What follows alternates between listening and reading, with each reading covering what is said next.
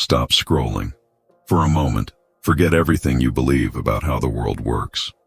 You were taught that goodness is a shield, that kindness is protection, that honesty is a currency that buys respect. But look around you. The kind are the first to burn out. The loyal are the first to be betrayed. The honest are quietly replaced by the cunning, the loud, the ruthless. You've been sold a beautiful lie, that your morality is your greatest strength. But what if it's the very reason you're overlooked? What if the quality that makes you good is the same one that renders you powerless? Centuries ago, Machiavelli saw this truth etched in the downfall of empires. He watched merciful rulers destroyed by their mercy, honest men exiled for their truths, and noble hearts crushed under the boots of ambition. And he realized what the world still refuses to admit. Goodness without strategy is a slow, elegant form of self-destruction. You felt it, that quiet voice whispering in the stillness every time you swallow your words to keep the peace. They don't respect you. They just know you won't fight back. Let me be clear. I am not here to teach you cruelty. I am here to teach you precision. Because power is not about dominance. It is about direction. And after today, you will never look at your own virtue the same way again. Let's be honest. The problem isn't that you are good. The problem is you never learned how to protect your goodness. You move through life believing others play by your rules. That loyalty begets loyalty. That honesty invites honesty. That kindness, given often enough, will eventually find its way back to you, but it doesn't. Because most people are not like you. They don't value kindness. They measure it. They test how far you'll bend before you break. And once they find your limit, they never stop pushing. They will praise your heart.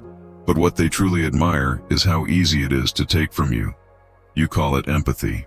They call it access. You think you're leading with love. They see an open door. Machiavelli warned us. Men are ungrateful, fickle, and deceitful. When danger comes, they abandon the good man first, because the good man is safe to betray. Think. How many times have you been the peacekeeper, only to become invisible? How many times have you given everything, only for them to expect more? You give, they forget. You stay silent. They grow bolder. You sacrifice. They test how much more you will tolerate. It's not that they hate you. It's that you've trained them to believe you will never fight back. You have become predictable, and predictable people are not respected. They are used. This is the paradox Machiavelli understood. Kindness without strength does not inspire loyalty. It invites consumption. People do not protect what they can easily replace. And when you never say no, you teach them that your yes has no value. Ask yourself, would you respect someone who apologizes for existing? Would you follow someone who never draws a line? Neither will they. That is why Machiavelli taught rulers to show mercy only when it served a purpose. Because mercy without boundaries is not compassion, it is submission. He understood the unflinching truth of human nature. People follow strength first, and justify it as morality later. But here is the secret no one tells you. You do not have to abandon kindness to become strong. You have to discipline it. Turn your compassion into strategy, your empathy into intelligence, your silence into command. Because when your goodness has structure, it becomes magnetic. When your kindness carries weight, it commands respect. You don't need to shout. You don't need to threaten. You only need to let the world feel that you could walk away at any moment. That is when they start paying attention. That is when your no becomes sacred. That is when your kindness stops being a weakness and becomes a weapon. Mercy without control will destroy you, but kindness with command can move empires. You don't just want to be liked, you crave it.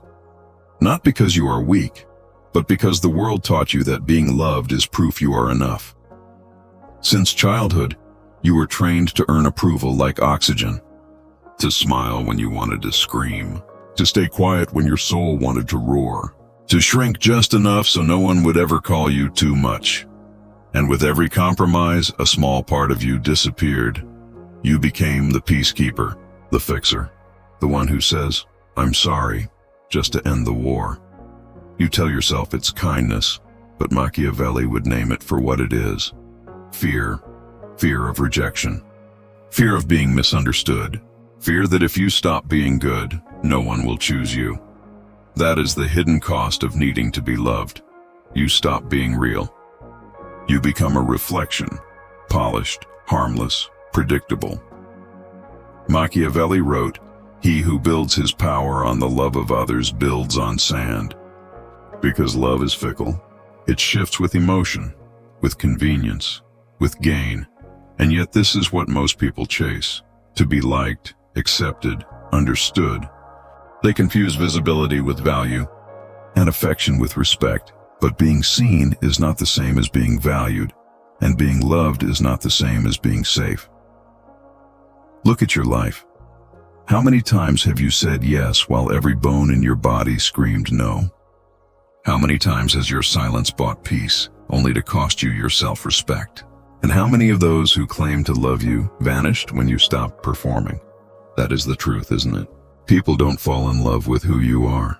They fall in love with what they can take from you. And when you stop giving, their love fades. But here is the liberation Machiavelli hinted at. You don't have to stop being kind. You just have to stop being owned. Real power does not come from being adored. It comes from being remembered, not for your sweetness, but for your gravity. Because when you finally stop begging to be liked, a strange thing happens. People start respecting you. They listen differently. They measure their words. They sense something new in your silence. Wait. And in that moment, you understand. It was never about being loved. It was about being so complete within yourself that love becomes optional, not oxygen. The moment you no longer fear losing love, you become untouchable. You were taught to believe the world is fair, that goodness will be noticed, that patience will be rewarded, that destiny keeps a record of your sacrifices. But destiny has no eyes, and the world does not keep score. It does not reward virtue. It rewards leverage. Look closely. The ruthless rise not because they are cruel, but because they understand timing. They know when to act, when to vanish, when to speak, and when to let silence do the work. Power isn't about doing everything right. It's about doing the right thing strategically. Meanwhile, the moral ones wait. They wait for fairness. They wait for recognition. They wait for karma. But the world is not moved by sincerity. It is moved by perception. Machiavelli saw this centuries ago. He wrote that a ruler doesn't need to be virtuous. He only needs to appear that way. Because perception creates belief, and belief controls reality. That is why the competent are ignored, while the confident are crowned. Why the quiet thinkers are overlooked, while the loud pretenders are promoted. It's not fair. But it is predictable. And once you understand that pattern, you stop playing the victim and start playing the architect. Pause. How many times have you done everything right and still been unseen? How many times have you waited to be recognized while someone louder took your reward? Because morality does not guarantee power. Strategy does. And the moment that truth sinks in, something inside you shifts. You stop chasing approval. You start mastering presence. You walk into a room differently. You no longer explain yourself. You let silence do the talking. You stop seeking validation. You begin commanding it. Because power is not about domination. It is about direction, the subtle gravity that bends reality toward your will. And this is where most good people fail. They think showing effort equals value. But effort does not impress anyone anymore. Control does. Control of emotion, control of timing, control of energy, and above all, control of self. You can be honest, but still choose when to reveal the truth. You can be kind, but still decide who deserves your kindness. You can be loyal, but never to the point where loyalty costs you your crown. That is not cruelty. That is clarity. Machiavelli never said, "Be evil." He said, "Be effective." Because history does not remember intentions. It remembers outcomes. So the question is no longer, will goodness save you? It is this: will you keep waiting for fairness, Or will you become powerful enough to create it yourself? The saints waited for justice. The strategists built it. Be the latter. Let me ask you something. When you walk into a room, what do people feel? Not what they think. What they feel. Because long before they hear your words, before they know your story, before they even learn your name, they have already decided who you are. And here is the cruel truth. They are rarely wrong. Not because they see your reality, but because they believe their illusion faster than you can reveal your truth. That is the power of image. The world does not meet your soul. It meets your silhouette, your posture, your tone, the weight in your silence. You could be the wisest person alive, but if your presence trembles, they will treat you like a servant. You could have the purest heart, but if your voice hesitates, they will assume your words carry no weight. And if you walk without command, you will spend your entire life trying to convince people you are worth following. Machiavelli understood this perfectly. He wrote, "Everyone sees what you appear to be. Few experience what you truly are." He wasn't glorifying deception. He was describing survival, because perception is reality until proven otherwise. And when the world refuses to look deeper, you must learn to control the surface, to design your reflection before they define it for you. The kings of history knew this well. They built thrones not for comfort, but for illusion. They wore crowns not to feel holy, but to remind others who was untouchable. Power, at its core, is theater, not lies. Presentation. And the most dangerous mistake you can make is believing your good heart speaks for itself. It doesn't. It whispers. And the world only listens to those who project. So stand straighter. Speak slower. Move with intent. Let silence breathe before you answer. Because when your presence carries gravity, your words no longer need volume. People don't follow those they understand. They follow those they feel compelled to respect. Remember this. If you don't define your image, the world will define it for you. And it will always define you smaller than you are. You don't need to fake anything. You just need to frame it. Shape how the world perceives your truth. Craft an aura that demands attention before you even speak. Because in a world where perception is currency, your presence is your wealth. Machiavelli never taught vanity. He taught visibility. He knew that in the kingdom of appearances, the invisible man starves. So be deliberate with how you move. Be intentional with what you reveal. And let mystery guard your power like armor. Because in the end, you are not who you think you are. You are what the world believes you to be. And the one who controls that belief controls everything. Power doesn't always roar. Sometimes it whispers, and the strongest person in the room isn't the one who speaks the most. It's the one who doesn't need to. Every word you say is a doorway into your mind. Every confession, every explanation, a map for others to find your weakness. The moment you rush to explain yourself, you give away your position. And in a world full of predators, maps are death. Machiavelli wrote, "A prince must know how to conceal his intentions. Not because deceit is noble, but because transparency in the wrong hands is suicide." We were told honesty earns trust.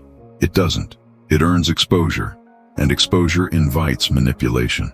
Think, how many times have you talked too much, trying to prove your sincerity, only to be misunderstood? Or worse, used? You explained your reasons. They twisted your words. You opened your heart. They memorized your weaknesses. You wanted peace, and they learned exactly how to break it. That is not connection. That is vulnerability without awareness. And vulnerability without control is how good men lose their leverage. Machiavelli understood this long before psychology did. Silence is not absence. It is a signal, a weapon cloaked in stillness. Because when people don't know what you think, they start guessing. And when they start guessing, they start hesitating. Their hesitation becomes your protection. Their curiosity, your advantage. Silence creates space, and in that space, people reveal themselves. They rush to speak to fill the emptiness. to restore the comfort you quietly took away. Every great strategist knows this. The one who speaks least is the one most feared, because words make you common. But silence makes you unpredictable, and the unpredictable cannot be controlled. So don't rush to fill every pause. Let it breathe. Let it sting. Let your stillness remind them that not everything about you is available. Because mystery is currency, and the less you give, the more valuable you become. You don't owe the world your thoughts. You don't owe anyone an explanation. You owe yourself discipline, the kind that protects your peace and multiplies your power. Machiavelli wasn't warning you against speaking. He was teaching you when to speak and when to let the air itself carry your message.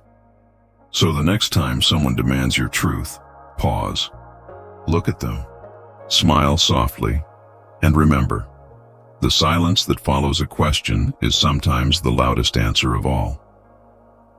Predictability is the death of power.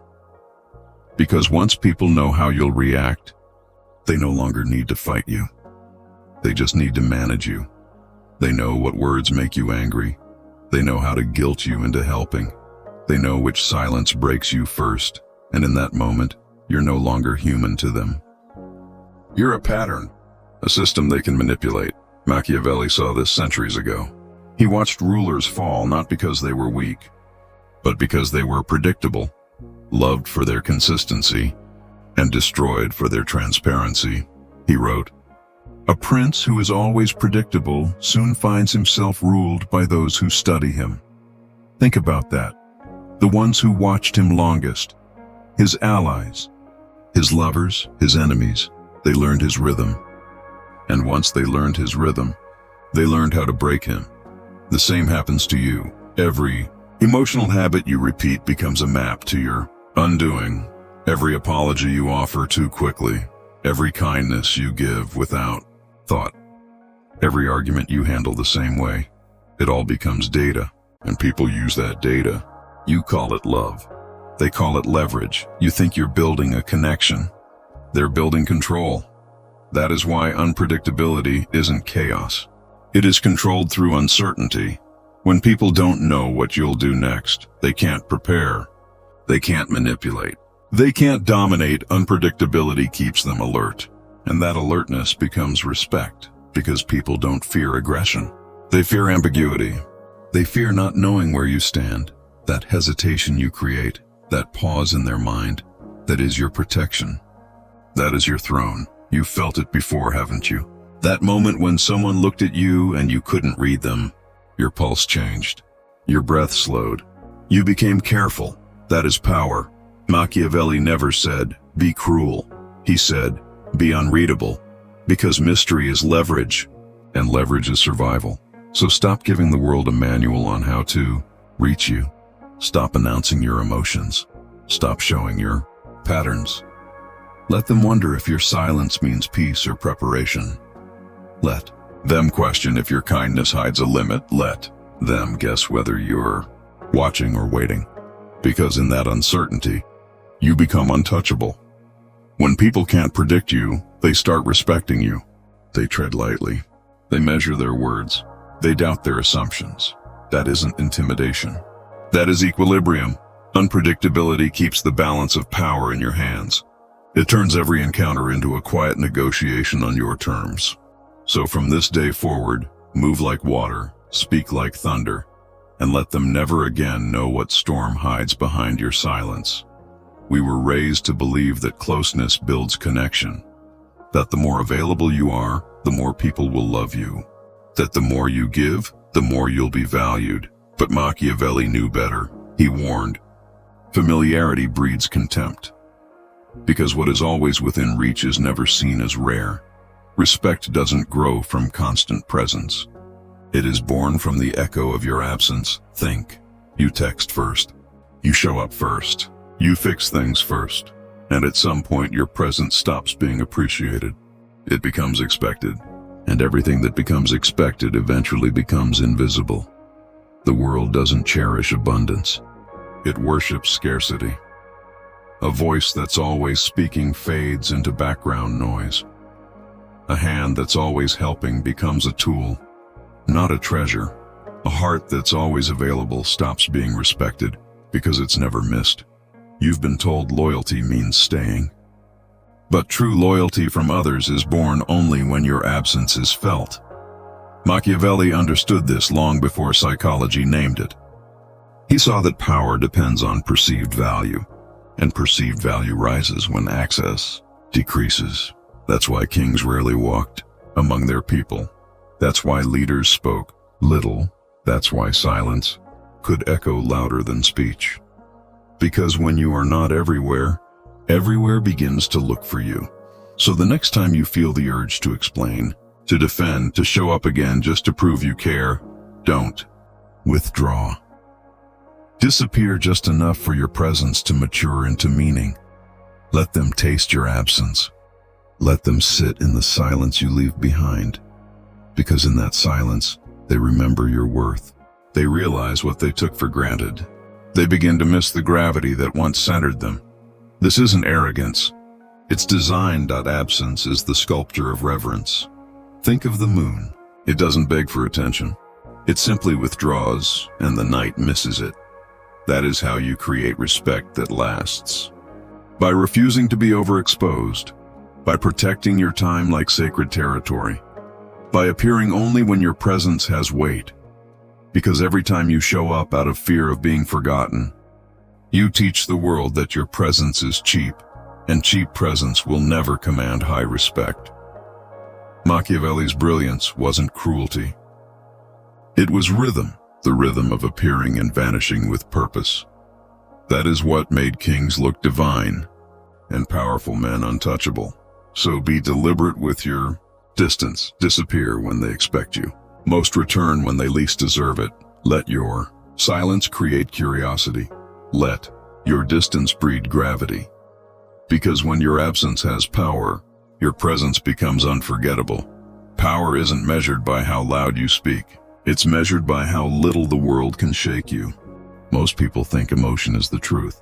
They believe that if they feel it, it must be real.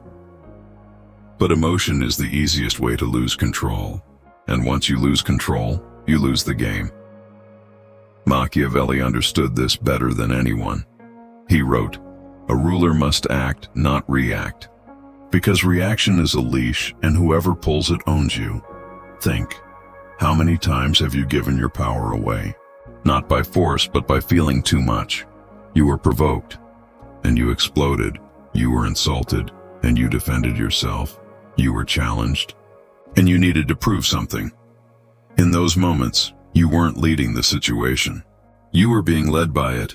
Your emotions became the strings, and someone else held the puppeteer's hand. Machiavelli saw that the man who cannot stay calm is a man who can be commanded. Because anger, fear, pride, they aren't proof of strength. They're proof of exposure. Every outburst reveals where your armor is thin.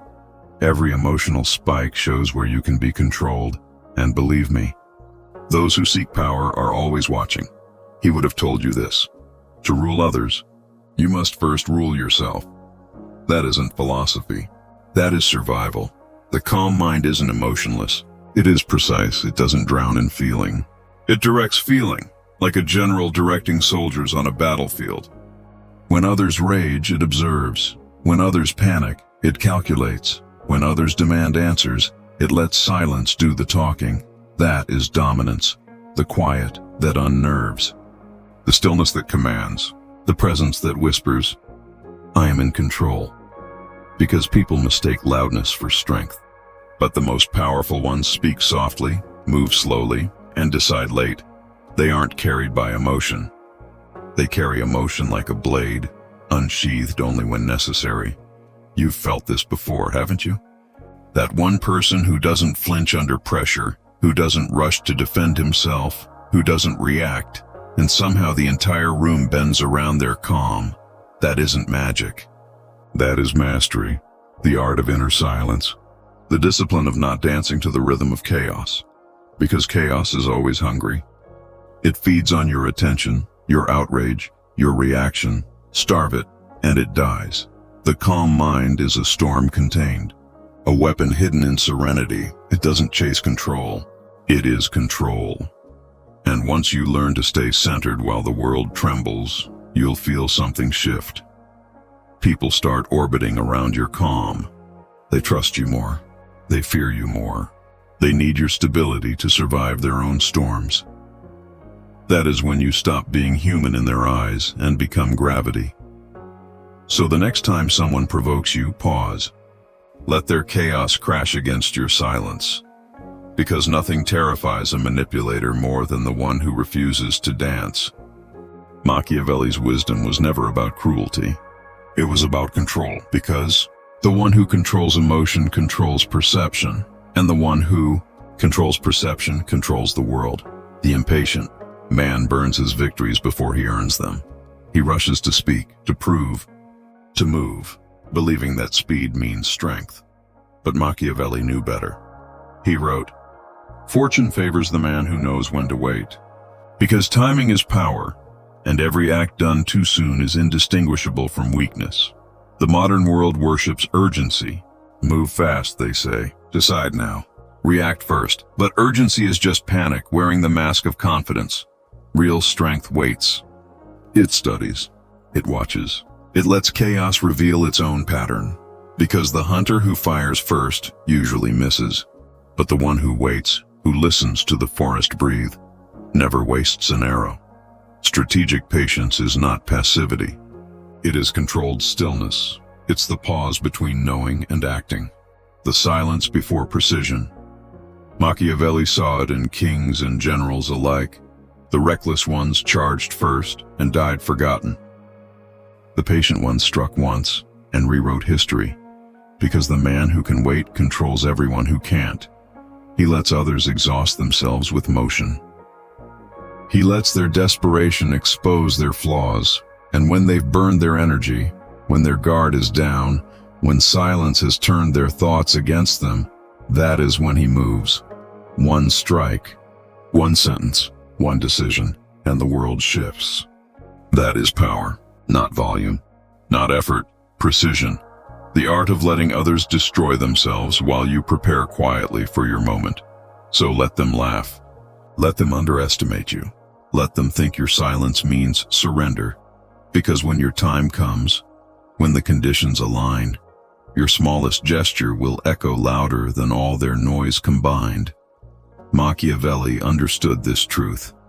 Life isn't a race, it's a siege, and in every siege, the one who breaks first loses everything. Patience is psychological warfare. It's not about waiting for the world. It's about watching it reveal itself to you. Most men move when they feel pressure. But the wise man moves when he chooses. And in that choice, he becomes unstoppable. There is beauty in restraint. The elegance of knowing you could act, but choose not to. You could speak but hold the silence longer. You could fight, but wait until victory is certain. That isn't weakness. That is command. That is control. Machiavelli called it the mastery of tempo, the rhythm between power and patience. He saw that every war, every throne, every destiny is decided not by force, but by timing. Because when you finally act, after the silence, after the long observation, after the restraint they mistook for fear, your move becomes divine. It lands exactly where it should. Exactly when it must. So from this day forward, refuse to be rushed. Refuse to react. Refuse to prove yourself. To those who mistake noise for movement, you are not in a hurry. You are in command. The man who waits is not idle. He is sharpening his blade in the dark. And when his moment comes, the world will never see it coming. You were never too kind. You were never too loyal. You were never too honest. You were simply untrained. The world taught you that goodness means safety. It lied to you. It told you that virtue would protect you, that kindness would attract loyalty, that patience would earn respect. But Machiavelli knew the truth. Goodness without strategy is suicide disguised as purity. That's why you've been exhausted. That's why you've been betrayed. That's why every time you gave everything, you were left with nothing. You weren't weak. You were sincere in a world that rewards calculation. You were open in a world that worships mystery. You were transparent in a world built on illusion. But now you see the map. You've read the codes beneath human nature. You understand that kindness must have structure, that love must have limits, that silence must have sharpness, that patience must have purpose. You are no longer the prey. You are the observer, the strategist, the quiet storm behind the throne. You smile not to please, but to measure. You forgive not because you're weak, but because you've already moved 3 steps ahead. You are not here to impress anyone. You are here to master yourself, because Machiavelli never worshipped cruelty. He worshipped control. And control begins the moment you stop apologizing for being different from the naive majority. From now on, your goodness is a blade, polished, hidden, precise. You won't offer it freely.